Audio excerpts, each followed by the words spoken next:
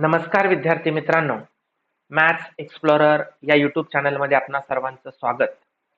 विद्यार्थी मित्रांनो, आपण जर जवाहर नवोदय विद्यालय सिलेक्शन टेस्ट जर आपण देणार असाल तर हा व्हिडिओ आपणासाठी अत्यंत महत्त्वाचा आहे. त्यामुळे इथून पुढं जे काही या व्हिडिओमध्ये होईल ते तुमच्यासाठी अत्यंत महत्त्वाचं असेल. तेव्हा हा व्हिडिओ लाईक करायचा आहे, शेअर करायचा आहे आणि सबस्क्राईब करायचा आहे. त्याचबरोबर बाजूच्या बेल आयकॉनला क्लिक करायचं आहे, म्हणजे तुम्हाला यासारख्या व्हिडिओच्या ज्या नोटिफिकेशन्स आहेत त्या नोटिफिकेशन्स मिळून जातील. चला तर आपण पाहूया की जवाहर नवोदय विद्यालय की जे आपण पाहतो की प्रत्येक जिल्ह्याच्या ठिकाणी एक जवाहर नवोदय विद्यालय असते की जे केंद्रीय आपले जे गव्हर्नमेंट आहे, मंत्रालय आहे, या मंत्रालयाच्या माध्यमातून जो मानव विकास मंत्रालय आहे त्याच्यातील एक सेक्शन म्हणूया आपण की त्यांच्या मार्फत ही जी एक्झाम आहे ही एक्झाम कंडक्ट केली जाते आणि ही एक्झाम इयत्ता 6वीच्या म्हणजेच या जवाहर नवोदय विद्यालय सिलेक्शन टेस्टच्या माध्यमातून आपण या जवाहर विद्यालयामध्ये इयत्ता 6वीसाठी प्रवेश मिळवणार असतो. सो ही जी एक्झाम आहे ही एक्झाम इयत्ता 5वीच्या विद्यार्थ्यांकडून दिली जाते किंवा विद्यार्थ्यांमध्ये कंडक्ट केली जाते आणि या एक्झामसाठी असलेला जो सिलेबस आहे तो सिलेबस नेमका काय आहे तो आपण आज पाहणार आहोत. त्याचबरोबर ही जी एक्झाम आहे या एक्झामचं महत्त्व काय आहे, एक्झामचे फायदे काय आहेत ते सुद्धा आपण या एक्झाम मध्ये पाहून घेणार आहोत. खरं तर जवाहर नवोदय विद्यालय की जे प्रत्येक जिल्ह्याच्या ठिकाणी आहे, हे जवाहर नवोदय विद्यालयाचा असणारा जो सिलेबस आहे किंवा तिथला अभ्यासक्रम जो आहे तो पूर्णपणे सीबीएसई पॅटर्न नुसार कंडक्ट केला जातो. त्यामुळं या येथील असणारे जे काही विद्यार्थी आहेत की जे पास आउट होणारे विद्यार्थी आहेत त्या प्रत्येक एक्झाम मध्ये किंवा करिअरच्या दृष्टिकोनातून हे जे काही जवाहर नवोदय विद्यालय आहे ते खूप इम्पॉर्टंट आहे. चला तर इयत्ता 5वीच्या विद्यार्थ्यांसाठी ही जी काही टेस्ट आहे या टेस्टसाठी लागणारा जो सिलेबस आहे तो सिलेबस आपण पाहून घेऊया. तर या टेस्टसाठी सर्वात महत्त्वाचे आपल्याला 3 सब्जेक्ट असतात. त्याच्यामध्ये एक मेंटल ॲबिलिटी टेस्ट इथं तुमच्या समोर स्क्रीनवर पाहायला मिळते तुम्हाला मेंटल ॲबिलिटी टेस्ट की ज्यामध्ये number of questions mental ability टेस्टसाठी 40 क्वेश्चन्स. आता इथं थोडीशी ही पीडीएफ थोडी वरती गेलेली आहे पण इथं मेंटल ॲबिलिटी टेस्ट म्हणजेच आपण जे हे म्हणतो बुद्धिमत्ता चाचणी, या बुद्धिमत्ता चाचणीशी रिलेटेड असणारे एकूण 40 क्वेश्चन्स आपल्याला या मेंटल ॲबिलिटी टेस्टचे विचारले जातात की ज्यामध्ये 50 मार्क्सचा हा क्वेश्चन आपल्याला इथं विचारला जातो. एकूण या मेंटल ॲबिलिटी टेस्टसाठी 60 मिनिट्सचा जो काही टाइम ड्युरेशन आहे तो आपल्याला पाहायला मिळतोय. त्यानंतर आहे अरिथमेटिक टेस्ट. आता अरिथमेटिक टेस्ट म्हणजेच आपण ज्याला मॅथ्स म्हणतो की ज्या मॅथ्स मधले एकूण 20 क्वेश्चन्स आपल्याला यामध्ये विचारले जातात आणि मार्क्स आहेत 25. त्यानंतर आहे लँग्वेज टेस्ट. आता प्रत्येक स्टेट वाईज जे काही लँग्वेजेस आहेत किंवा वेगवेगळ्या लँग्वेजेस मधून ही एक्झाम जी आहे ती कंडक्ट केली जाते.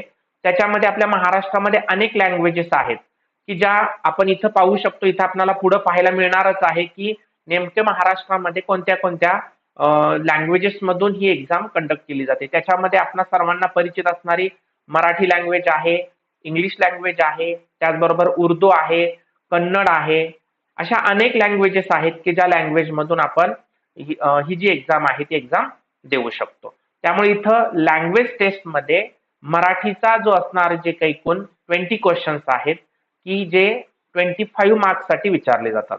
असा एकूण 100 म्हणजे 100 मार्क्सचा क्वेश्चन पेपर हा असणार आहे आणि याच्यासाठी 2 आवर्स म्हणजे 120 मिनिट्स तुम्हाला या एक्झाम साठी असणार आहे. तर आता या एक्झामची असणारी मेथड ऑफ रेकॉर्डिंग आन्सर्स ती नेमकी काय आहे. तर जसं आपण स्कॉलरशिपची एक्झाम पाहतो त्याच पद्धतीने इथं OMR शीट्स आणि ही ऑफलाईन घेतली जाणारी एक्झाम आहे. OMR शीट्स याच्यामध्ये असतात. त्यामुळे आपल्याला जे 4 ऑप्शन्स दिले जातात या पद्धतीने तुम्हाला ABCD असे 4 ऑप्शन्स असतात आणि त्याच्यातला जो करेक्ट ऑप्शन्स आहे तो आपल्याला ओनली ब्ल्यू और ब्लॅक बॉल पॉइंट्स मेन चाच वापर आपल्याला यामध्ये करावा लागतो.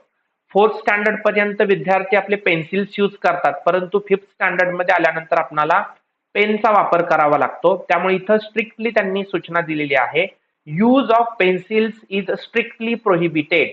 म्हणजे तुम्हाला इथं पेन्सिल यूज करायला परमिशन नाही, कारण हे पूर्णपणे डिजिटल जे काही अँसर शीट्स आहेत त्या चेक केले जातात, त्याच्यामुळं पेन्सिल इथं अलाव केलेली नाही. तर इथं ब्ल्यू किंवा ब्लॅक बॉल पेन जो आहे तो इथं यूज केला जाणार आहे.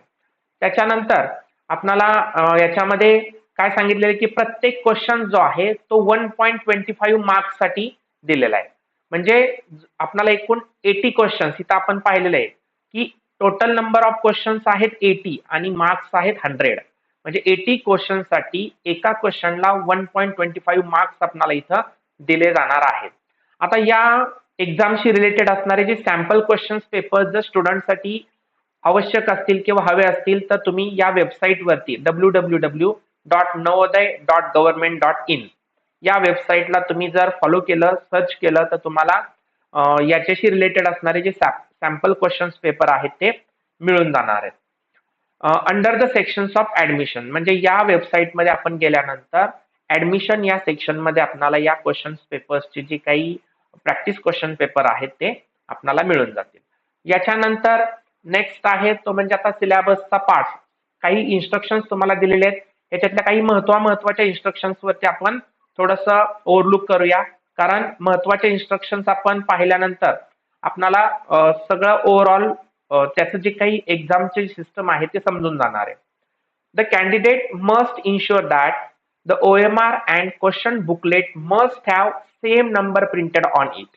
म्हणजे तुम्हाला मिळणारा जो काही अँसर शीट्स आहे ते अँसर शीट आणि क्वेश्चन पेपर या दोन्हीही बाबी ज्या आहेत त्या दोन्ही बाबींवरती आपला असलेला जो काही नंबर आहे तो नंबर सेम आहे का हे आपण पहिलं चेकआउट करणं गरजेचं आहे. कारण ते जर नंबर डिफरंट असतील तर तुम्ही लगेच in case mismatch it should be immediately brought to be a notice to invigilator. म्हणजे तुमचे जे सुपरवायझर असणार आहेत एक्झामच्या वेळी त्या सुपरवायझरला तुम्ही ते लगेच तिथं इमिजिएटली सांगणं गरजेचं आहे. कारण जर ते मिसमॅच असेल म्हणजे क्वेश्चन पेपरवरचा नंबर वेगळा आणि तुमचा नंबर वेगळा तर तिथं ते तुमचे क्वेश्चन पेपर आणि अँसर शीट याच्यामध्ये मिस्टेक्स होण्याची शक्यता आहे. तुम्ही वेगळे क्वेश्चन सॉल्व्ह करणार आणि तिथं तुम्ही जे सर्कल डार्क करणार आहात ते वेगळे त्या ठिकाणी ऑप्शन्स जाऊ शकतात. ठीक आहे. याच्यानंतर पुढे आहे आता या सिलेबस मधील असणारा जो आपला बुद्धिमत्तेचा म्हणजेच मेंटल ॲबिलिटी टेस्ट मॅथचे जे क्वेश्चन्स आहेत या मॅथच्या क्वेश्चन्स मध्ये नेमके कोणत्या प्रकारचे क्वेश्चन्स आपल्याला इथं विचारले जातात. ऍक्च्युली हा जो काही मेंटल ॲबिलिटी टेस्ट आहे ती पूर्णपणे तुम्हाला figure questions are based on figures and diagrams only. It is not a verbal test. ही वर्बल टेस्ट नसते. पूर्णपणे तुम्हाला इथं क्वेश्चन्स जे आहेत ते फिगरच्या बेसवरती विचारले जातात आणि तुमची मेंटल ॲबिलिटी टेस्ट ही फिगरवरून टेस्ट केली जाते. तर पहिला असतो त्याच्यामध्ये क्वेश्चन नंबर 1 to 4 क्वेश्चन्स जे आहेत ते तुमचे odd man out.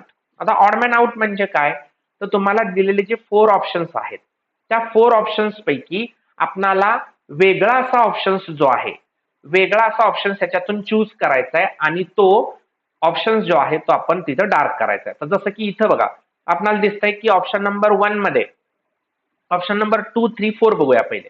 Option number 2, 3, 4 मध्ये इथं तुम्हाला ही जी काही लाईन दिसतीये ही लाईन आणि इथं ऑप्शन नंबर 1 मध्ये हीच लाईन ही बाजूच्या असणाऱ्या जी काही स्लांटिंग लाईन म्हणजे तिरकी लाईन आहे त्या तिरक्या लाईन वरती आपल्याला ही जी काही लाईन ड्रॉ केलेली आहे. म्हणजे इथं ऑप्शन जो एक आहे तो इथं डिफरंट आहे.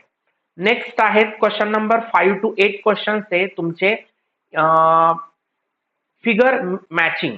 फिगर मॅचिंग म्हणजे तुम्हाला इथं एक क्वेश्चन फिगर दिली जाते आणि त्या क्वेश्चन फिगरची सेम मॅच होणारी फिगर आपल्याला या 4 ऑप्शन्स मधून एक चूज करायची. आता इथं आपण बघतोय की ही जी काही क्वेश्चन फिगर आहे ही क्वेश्चन फिगर आपल्याला सेम ऑप्शन नंबर सी शी मॅच होताना दिसते. अशा पद्धतीचे क्वेश्चन नंबर 5 to 8 जे आहेत ते तुम्हाला फिगर मॅचिंग वरती असतात.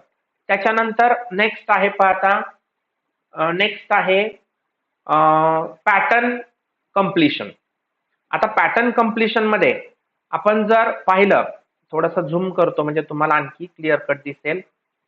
हा पॅटर्न कम्प्लिशन याच्यामध्ये क्वेश्चन नंबर 9 to 12 जे आहेत हे तुम्हाला हा जो पॅटर्न आहे म्हणजे क्वेश्चन मध्ये दिलेले जे काही 3 ब्लॉक्स आहेत त्या 3 ब्लॉक्सची मॅच होणारा जो 4th नंबरच्या ब्लॉक मधील असणारा जो सेम फिगर तिथं मॅच झाली पाहिजे या ऑप्शन्स पैकी. मग जर आता इथं आपण पाहिलं तर ऑप्शन नंबर ए ची फिगर आहे करेक्ट तिथं मॅच होते पहा. आपण आहे अशी फिगर उचलून जर या 4th ब्लॉक मध्ये जर ठेवली तर हा पूर्ण बॉक्स जो आहे म्हणजे हा जो स्क्वेअर आहे तो स्क्वेअर आपल्याला सेम दिसणार आहे. अशा पद्धतीनं पॅटर्न कम्प्लिशनचा क्वेश्चन नंबर 9 to 12 तुम्हाला तिथं विचारले जाणार आहे. त्यानंतर क्वेश्चन पार्ट 4 आहे 13 to 16 नंबर क्वेश्चन की ज्यामध्ये फिगर सिरीज कम्प्लिशन असतं. म्हणजे इथं 3 ज्या फिगर आहेत पहिल्या फिगर मध्ये बघा तुम्हाला एक मल्टिपल दिलेला आहे, दुसऱ्या फिगर मध्ये एक मल्टिपल एक सर्कल दिलेला आहे, तिसऱ्या फिगर मध्ये 2 मल्टिपल्स 1 सर्कल. बट ह्या 2 मल्टिपल्स जे आहेत ते क्रॉस पार्ट मध्ये आहेत किंवा थोडेसे तिरके दिलेले आहेत. आता या 4 ऑप्शन्स पैकी आपल्याला एक जो ऑप्शन्स आहे जो इथं चूज करायचा आता आपण सहज इथं आयडेंटिफाय करू शकतो की ज्या अर्थी इथं मल्टिपल जो आहे तिरका दिलाय त्या अर्थी 4th ऑप्शन मध्ये आपल्याला हा सर्कल इथं तिरकाच पाहिजे म्हणजे ऑप्शन नंबर सी जो आहे तो इथं करेक्ट आहे. अशा पद्धतीने आपण हा जो 4th नंबर पार्ट मधील असणारे जे क्वेश्चन्स आहेत ते पाहतोय. याच्यानंतर आहे पहा याच्यानंतर पार्ट 5 जो आहे ते तो आहे एनालॉजी. आता याच्यामध्ये आपल्याला क्वेश्चन नंबर 70 to 20 हे विचारले जातात. आता हे क्वेश्चन्स कसे असतात तर पहिल्या 2 फिगर मधील असणारं जे काही रिलेशन आहे जे रिलेशन आहे तेच रिलेशन तुमचे क्वेश्चन नंबर ऑप्शन तिसऱ्या आणि चौथ्या फिगर मध्ये असणं अपेक्षित आहे. मग इथं बघा चौथ्या फिगर साठी आपल्याला क्वेश्चन मार्क दिलेला आहे. मग आपण या 4 ऑप्शन्स पैकी नेमकं कोणता ऑप्शन इथं मॅच होऊ शकतो तो ऑप्शन्स आपल्याला इथं चूज करायचा. इथं पाहतोय आपण आता हा ट्रायंगल आहे, ट्रायंगलचा हा शॅडो केलेला जो पार्ट आहे तो इथं उलटी शॅडो झालेली आहे. त्यानंतर इथं तिसरी फिगर आहे म्हणजे चौथ्या फिगर मध्ये आपल्याला ती फिगर उलटी झालेली पाहायला मिळणार आहे म्हणजे ऑप्शन नंबर 1 इथं करेक्ट असणार आहे. ठीक आहे. त्यानंतर 6 पार्ट आहे पहा जिओमेट्रिकल फिगर्स कम्प्लिशन म्हणजे इथं तुम्हाला ट्रायंगल स्क्वेअर किंवा सर्क्युलर प्रकारची फिगर कंप्लीट करण्यासाठी क्वेश्चन नंबर 21 to 24 हे तुम्हाला इथं दिले जातात. आता याच्यामध्ये नेमकं काय असतंय तर इथं जी क्वेश्चन फिगर दिलेली आहे या क्वेश्चन फिगरला कंप्लीट होण्यासाठी या 4 ऑप्शन्स पैकी नेमका कोणता ऑप्शन इथं मॅच होतोय तो आपण इथं मॅच करून घ्यायचा आणि ती फिगर कंप्लीट कशी होते ते आपण चूज करायचं. ठीक आहे. त्याच्यानंतर नेक्स्ट आहे इथं पहा आता नेक्स्ट जो पार्ट आहे याच्यामध्ये आपल्याला दिसतोय की 7 नंबरचा आहे मिरर इमेज.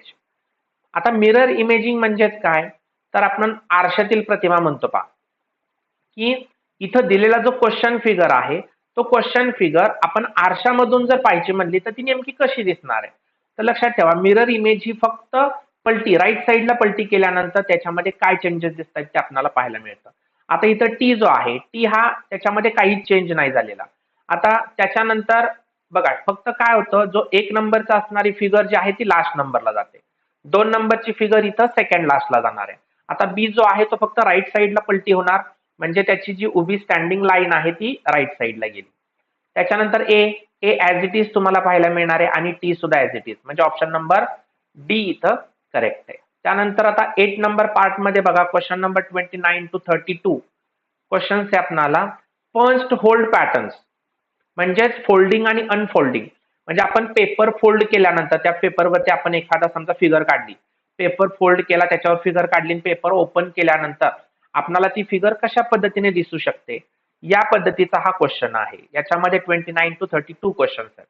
इथं बघा तुम्हाला हा पेपर फोल्डिंग केलेला जो काही डायरेक्शन्स आहे तो दाखवलेला असतो आणि इथं पेपर चारही बाजूने फोल्ड केल्यानंतर तो ओपन केल्यानंतर कसा दिसेल हे या 4 ऑप्शन्स मध्ये दिलेले आहेत आणि त्याच्यातून आपल्याला एक ऑप्शन चूज करावा लागतो. नेक्स्ट आहे तो म्हणजे 9 नंबर पार्ट की ज्याच्यामध्ये स्पेस व्हिज्युअलायझेशन. आता स्पेस व्हिज्युअलायझेशन मध्ये आपल्याला क्वेश्चन नंबर 33 to 36 असे क्वेश्चन्स विचारले जातात. आता याच्यामध्ये इथं तुम्हाला जी क्वेश्चन फिगर दिलेली आहे या क्वेश्चन फिगरचे सेम जे पॅटर्न आहेत म्हणजे व्हिज्युअलाइज तुम्हाला सेम या 4 फिगर मध्ये सेम कुठं दिसतंय, तर प्रत्येक फिगर मध्ये बघा पहिल्या 3 फिगर मध्ये आपल्याला कुठंतरी थोडी मिस्टेक दिसतीये, पण फोर्थ फिगर सेम. इथं ट्रायंगल आहे, इथं ट्रायंगल आहे आपल्याला दिसतोय. त्याच्यानंतर इथं बघा हा सेम पार्ट इथं दिसतोय. म्हणजे इथं ऑप्शन नंबर डी शी बरोबर ती मॅच होणारी फिगर ही व्हिज्युअलाइज होतीये. त्यानंतर 10th नंबरचा बघा पार्ट, त्यामध्ये एम्बेडेड फिगर्स असतात.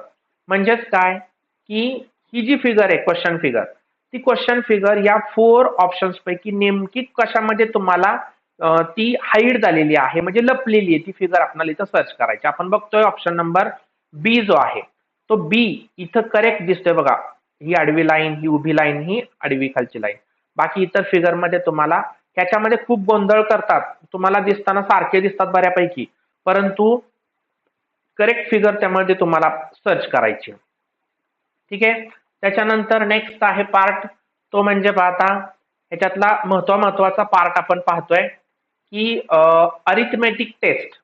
आता अरिथमेटिक टेस्ट मध्ये म्हणजेच मॅथ्सचं जे काही 20 क्वेश्चन्स आहेत, ते 20 क्वेश्चन्स की जे 25 मार्क्स साठी विचारले जातात, त्याच्यासाठी सिलेबस नेमका कोणता आहे. तर बघा एकूण 12 लेसन्स किंवा टॉपिक्स आपल्याला याच्यावरती दिलेले आहेत आणि या 12 टॉपिक्स वरती आपल्याला क्वेश्चन्स विचारले जातात.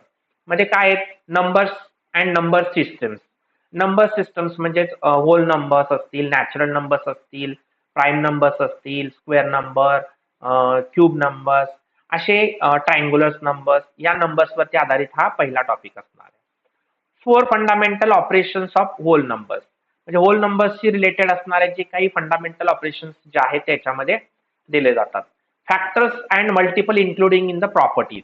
आता जसे की फॅक्टर्स, अवयव, अवयवांशी रिलेटेड असणारे किंवा मल्टिपल्स याच्याशी रिलेटेड असणारा हा टॉपिक आहे. डेसिमल अँड फंडामेंटल ऑपरेशन, दशांश अपूर्णांकावरती टॉपिक आहे हा. त्यानंतर conversion of fractions to the decimal and vice versa. म्हणजे जे फ्रॅक्शन्स आहेत आपण त्याला हे म्हणतो परिमेय संख्या, या परिमेय संख्यांशी रिलेटेड असणारे हे जे क्वेश्चन्स आहेत ते आपल्याला पाहायला मिळतात. त्याच्यानंतर आणि डेसिमल सुद्धा त्याच्यामध्ये फ्रॅक्शन्स असतात, कन्व्हर्जन किंवा त्याच्यामध्ये कम्पेअर करणं या प्रकारचे. Measurements of length, mass, capacity, time and money. म्हणजे तुम्हाला जे काही घनता, टाइम किंवा याच्याशी रिलेटेड लेंथ वगैरे त्याच्याशी रिलेटेड असणारे हे जे मेजरमेंटचे क्वेश्चन तुम्हाला याच्यामध्ये असतात. त्यानंतर सिम्प्लिफिकेशन ऑफ द न्यूमेरिकल एक्सप्लेशन्स. म्हणजे इथं आपण ते म्हणतो बघा सिम्प्लिफिकेशन, म्हणजे सरळ थोडक्यात आपण मराठीमध्ये आपण त्याला म्हणतो बा की काय त्याला म्हणूया आपण,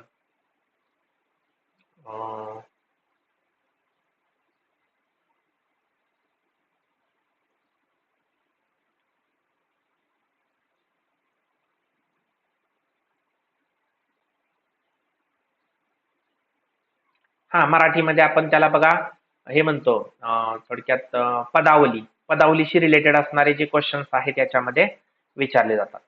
तर fractional numbers, addition and subtraction, fractional types numbers असतात त्याच्यामध्ये. म्हणजे थोडक्यात आपल्याला दिलेले की न्यूमरेटर अँड डिनॉमिनेटरशी रिलेटेड असणारे ऍडिशन सबट्रॅक्शन्स जे आहेत ते फ्रॅक्शन्स आपल्याला, त्यांचे मल्टिप्लिकेशन्स आहेत, division, unlike fractions and like fractions जे आहेत हे नॉट इन्क्लुडेड. म्हणजे इथं तुम्हाला अनलाईक फ्रॅक्शन्स हे इथं इन्क्लूड केलेले नाहीत, फक्त लाईक फ्रॅक्शन्सशी रिलेटेड इथं क्वेश्चन्स तुम्हाला विचारले जाणार आहेत. त्यानंतर profit and loss without calculation of percentage. आता इथं प्रॉफिट अँड लॉस तुम्हाला याच्यावरती प्रश्न असतात. Calculation of the percentage of profit and loss is exempted from the topic. म्हणजे याच्यामध्ये ते इन्क्लूड केलेले नाही. ठीक आहे. त्यानंतर पेरिमीटर अँड एरिया, म्हणजेच परिमिती, क्षेत्रफळ याच्याशी रिलेटेड, मग ते स्क्वेअर्स असतील, रेक्टँगल, शक्यतो इतर रेक्टँगलशी रिलेटेड सगळे क्वेश्चन्स तुम्हाला विचारले जातात. Types of angles and it's simple applications. म्हणजे जे सिम्पल जे अँगल्स आहेत आणि त्याच्याशी ऍप्लिकेशन्स, म्हणजे right angle, acute angle, obtuse angle, हे जे अँगल्स आहेत याच्याशी रिलेटेड असणारे हे क्वेश्चन्स तुम्हाला इथं विचारले जाणार आहेत. त्याच्यानंतर data analysis using the bar diagram, graph और लाईन चार्ट. म्हणजे एखादा ग्राफ दिला जाणार आणि त्या ग्राफचे अनालिसिस तुम्ही रिडिंग ऑब्झर्वेशन करून त्याच्याशी रिलेटेड असणारे जे क्वेश्चन्स आहेत ते क्वेश्चन्स तुम्ही इथं सॉल्व्ह करायचे. त्याच्यानंतर नेक्स्ट आहे पहा की तुम्हाला आता याच्यावरती बघा लँग्वेज जो पार्ट आहे तो लँग्वेजचा पार्ट आपल्याला इथं पाहायचा आहे की आपण जर पाहिलं तर जी लँग्वेज आहे सेक्शन्स ऑफ लँग्वेज टेस्ट आपण जर मराठी लँग्वेज चूज केलेली असेल तर तिथं आपल्याला 4 पॅसेज विचारले जातात आणि त्या 4 पॅसेजवर टोटल 20 क्वेश्चन्स विचारले जाणार. पॅसेज रीड करायचं आहे. ह्याच्यामध्ये तुमचं काय टेस्ट केलं जातं? The main purpose of this test to assess the reading of the comprehensions of candidates. म्हणजे तुमचं रीडिंग स्किल काय आहे, तुम्ही किती फास्ट रीडिंग करू शकताय आणि आयडेंटिफाय कसं करू शकताय त्या पॅसेज मधले क्वेश्चन्स, हे याच्यातून चेक करणं त्यांना अपेक्षित आहे. 4 पॅसेज आहे, 20 क्वेश्चन्स, 25 मार्क्स आहेत. ठीक आहे. नेक्स्ट, अशा पद्धतीने हा जो काही सिलेबस आहे तो सिलेबस तुम्हाला या नवोदय जी काही एक्झाम आहे किंवा नवोदय परीक्षा आहे या नवोदय विद्यालयासाठी असणाऱ्या या 5वीच्या विद्यार्थ्यांसाठी असणाऱ्या एक्झामसाठी ही जो काही सिलेबस आहे हा सिलेबस पूर्ण सांगितला जातो. त्याच्यानंतर आपण जो या नवोदय परीक्षा किंवा नवोदय विद्यालयाचे असणारे फायदे काय काय आहेत, की नेमकं कोणत्या क्वालिटीचं शिक्षण या ठिकाणी दिले जाते, कोणते कोणते फायदे त्या ठिकाणी तुम्हाला आहे ते आपण पाहतोय. आता पहा, या नवोदय विद्यालयामध्ये आपण प्रवेश घेतल्यानंतर आपल्याला नेमके तिथं फायदे काय काय मिळत आहेत. तर सर्वात महत्वाचा पहिला फायदा आहे याच्यामध्ये क्वालिटी एज्युकेशन. आता क्वालिटी एज्युकेशन यामध्ये कोणतं महत्वाचं आहे तर सीबीएसई पॅटर्न. इथं तुम्हाला शिकवला जाणारा जो काही सिलेबस आहे तो पूर्णपणे सीबीएसई पॅटर्नशी रिलेटेड आहे. त्याच्यानंतर इथं असणारे जे काही क्वालिफाईड टीचर्स असतात, म्हणजे तुम्हाला सेंट्रल गव्हर्नमेंट मधून या सर्व टीचरांचं असणारं जे काही सिलेक्शन आहे ते सिलेक्शन या ठिकाणी केलं जातं आणि प्रॉपर टीचिंग या ठिकाणी केलं जातंय. मॉडर्न इन्फ्रास्ट्रक्चर म्हणजे तिथं असणाऱ्या ज्या भौतिक सुविधा आहेत, सर्व प्रकारच्या भौतिक सुविधा म्हणजे तुम्हाला क्रीडांगण असेल, लॅबोरेटरी असेल, लायब्ररी असेल किंवा कम्प्युटर लॅब असेल किंवा तुमच्या क्लासरूम्स आहेत सगळ्या डिजिटल असतात. सगळं मॉडर्न इन्फ्रास्ट्रक्चर त्या ठिकाणी आपल्याला पुरवलं जाते. त्याच्यानंतर वेल इक्विप्ड लॅबोरेटरीज. लॅबमध्ये आपल्याला सायन्सशी रिलेटेड असणारे जे काही एक्सपेरिमेंट्स जे करावे लागतात ते सर्व एक्सपेरिमेंट्स हे वेल इक्विप्ड लॅबोरेटरीच्या माध्यमातून मिळतात. त्यानंतर well equipped libraries and computer facilities म्हणजे संपूर्ण तुम्हाला आयटीशी रिलेटेड असणारा संपूर्ण पार्ट तुम्हाला तिथं टीच केला जातोय. त्यानंतर आहे नेक्स्ट तो 2 नंबरचा आहे पहा फ्री एज्युकेशन. म्हणजे इथं नवोदय विद्यालयामध्ये एकदा का तुम्हाला या टेस्ट मधून जर प्रवेश मिळाला तर त्या प्रवेशानंतर तुम्हाला तिथलं असणारं प्रत्येक जे काही एज्युकेशन आहे ते पूर्णपणे तुम्हाला फ्री दिलं जातं. याच्यामध्ये ट्युशन फीज कसल्याही प्रकारची नसते, ते सगळं गव्हर्नमेंट तुमचं त्या ठिकाणी पाहतंय. त्यानंतर हॉस्टेल्सला राहण्याची खाण्याची सर्व सुविधा त्या ठिकाणी उपलब्ध असते. अगदी तुम्हाला रोजच्या दिनचर्येसाठी लागणारे जे काही साहित्य आहे ते साहित्य सुद्धा तुम्हाला त्या ठिकाणी अगदी पेस्ट असेल, साबण असेल, त्या सर्व बारीक गोष्टी तुम्हाला त्या ठिकाणी प्रोव्हाइड केले जातात. फूड्स एकदम उत्तम क्वालिटीचं फूड जे आहे तुम्हाला त्या ठिकाणी प्रोव्हाइड केलं जातं.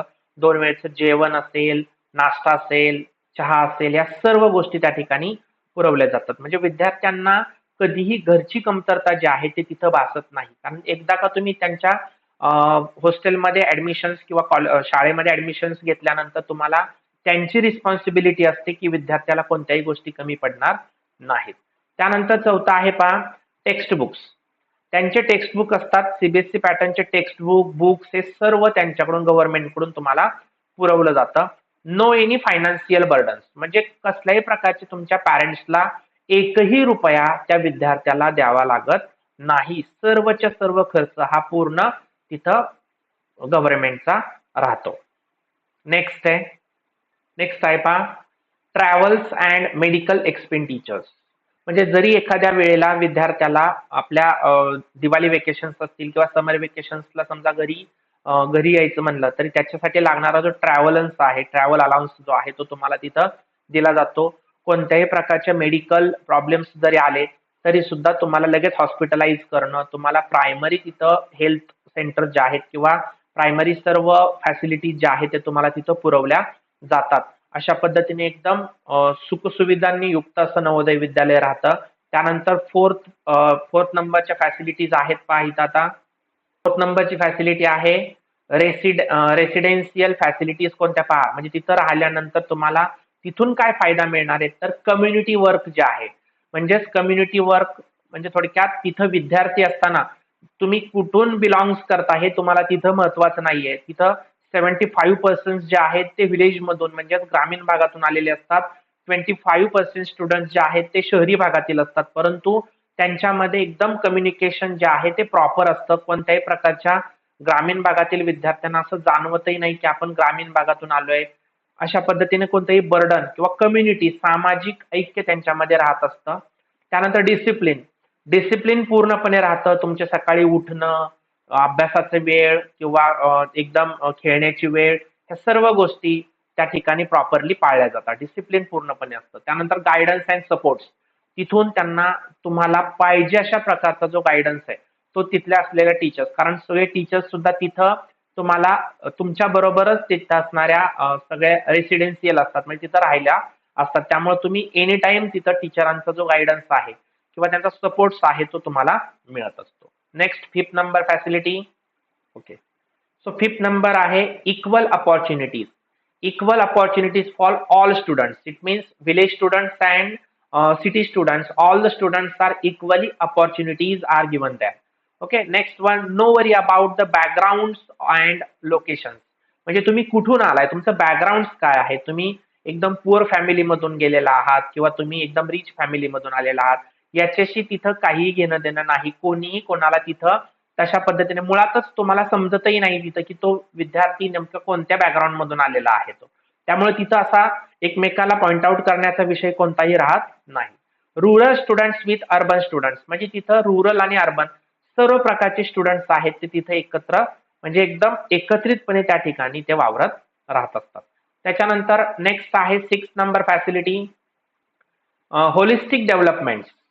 होलिस्टिक डेव्हलपमेंट्स म्हणजे तिथं तुम्हाला कोणत्या कोणत्या फॅसिलिटीज, तर स्पोर्ट्स ऍक्टिव्हिटीज, सर्व प्रकारच्या स्पोर्ट्स ऍक्टिव्हिटी त्या ठिकाणी अरेंज केल्या जातात. आणि यांचे जे काही स्पोर्ट्स आहेत ते त्या म्हणजे प्रत्येक जिल्ह्याच्या असणारे जवाहर नवोदय विद्यालयांमध्ये ह्यांचे कम्प्युटर असते, म्हणजे कॉम्पिटिशन त्या जिल्हा वाईज राहत असतात. त्यामुळं या विद्यालयांमधून तुम्हाला पुढे जाण्यासाठी जे चान्सेस आहेत, कारण तुम्ही फुल टाइम तिथं असल्यामुळे तुमचे प्रॅक्टिस वगैरे सर्व प्रॉपर त्या ठिकाणी अरेंज केलं जातं. त्याचबरोबर आर्ट्स अँड कल्चर इव्हेंट्स, अनेक प्रकारच्या आर्ट्स आणि कल्चर इव्हेंट्स जे आहेत तुमच्या कलागुणांना पूर्णपणे तिथं वाव दिला जातो. पर्सनॅलिटी डेव्हलपमेंट प्रोग्राम्स, म्हणजे तुमची पर्सनॅलिटी डेव्हलप होण्यासाठी तिथं लेक्चर्स असतात किंवा तिथं अनेक प्रकारचे जे काही प्रोग्राम्स आहेत ते अरेंज केले जातात, व्याख्यानं त्या ठिकाणी दिली जातात. हे सर्व त्या ठिकाणी होलिस्टिक डेव्हलपमेंट्स मध्ये अरेंज केलं जातं किंवा तुम्हाला प्रोव्हाइड केलं जातं. 7 नंबर आहे कॉम्पिटिटिव्ह नॉलेज. पहा, तुम्हाला तिथं एक्स्ट्रा क्लासेसच्या माध्यमातून जे कॉम्पिटिटिव्ह नॉलेज आहे, तुम्हाला तर माहिती आहे की 6th स्टँडर्ड पासूनच आपल्याला अनेक प्रकारच्या ज्या कॉम्पिटिटिव्ह एक्झाम्स आहेत की त्याच्यामध्ये पहा स्कॉलरशिप आहे, त्याच्याबरोबर NMMS आहे, आणखी NTS आहे, MTS आहेत, अशा अनेक ज्या काही कॉम्पिटिटिव्ह एक्झाम्स आहेत त्या शालेय म्हणजे नवोदय विद्यालयामध्ये असतानाच तुम्हाला तिथं सगळे त्या ठिकाणी नॉलेज प्रोव्हाइड केलं जाते. आणि आफ्टर 12th तुम्हाला JEE नीटचे जे काही क्लासेस आहेत तिथं अरेंज केले जातात. UPSC MPSC चे क्लासेस त्या ठिकाणी तिथं असतात आणि अदर सुद्धा अनेक फॅसिलिटीज तुम्हाला तिथं प्रोव्हाइड केल्या जातात.